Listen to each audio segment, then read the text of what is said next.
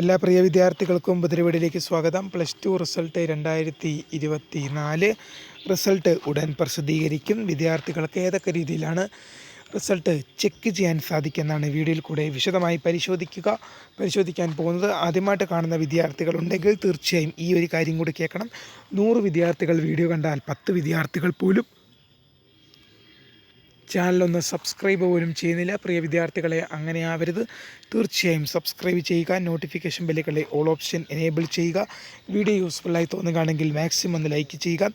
സുഹൃത്തുക്കളിലേക്ക് share ചെയ്തെത്തിക്കാൻ പ്രത്യേകം ശ്രദ്ധിക്കുക. അപ്പോൾ നമുക്ക് നേരെ വീഡിയോയിലേക്ക് പോകാം. +2 റിസൾട്ട് 2024 റിസൾട്ട് ഉടൻ പ്രസിദ്ധീകരിക്കും.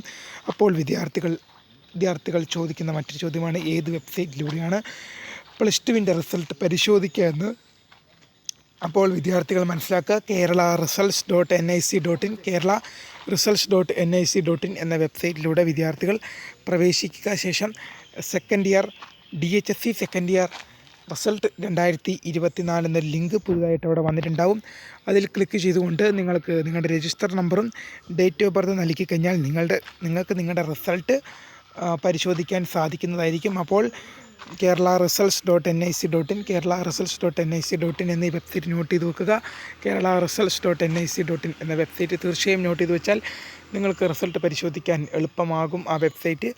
പിന്നെ അതുമാത്രമല്ല, +2 റിസൾട്ട് പ്രസിദ്ധീകരിച്ചു എന്ന് പറഞ്ഞൊരു പ്രീമിയർ വീഡിയോ ഞാൻ അപ്ലോഡ് ചെയ്തിട്ടുണ്ട്.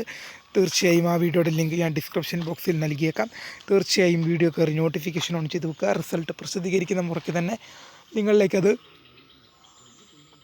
പബ്ലിക്കായി എത്തിക്കുന്നതായിരിക്കും. അപ്പോൾ വീഡിയോ ഇഷ്ടപ്പെട്ടാൽ ലൈക്ക് ചെയ്യുക, ഷെയർ ചെയ്യുക, സബ്സ്ക്രൈബ് ചെയ്യുക. അപ്പോൾ പുതിയ വീഡിയോ കാണുന്നവരെ എല്ലാ ഫ്രണ്ട്സിനും ബൈ.